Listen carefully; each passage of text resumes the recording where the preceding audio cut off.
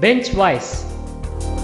Bench vise is used to hold and grip work pieces for operations like sawing, chiseling, etc.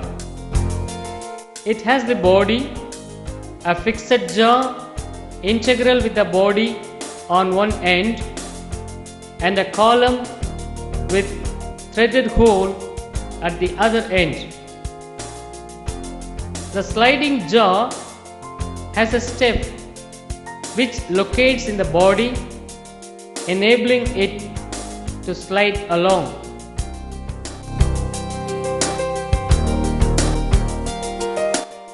The lock plate loosely clamps the sliding jaw with the body and prevents the sliding jaw from lifting vertically.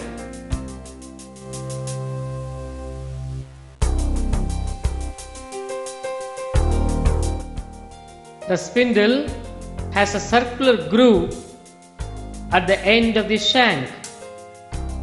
The spindle is screwed in the body and assembled and locked with the sliding jaw using the pillister screw. The bar for rotating the screw is inserted and the bar globes are tightened at the ends.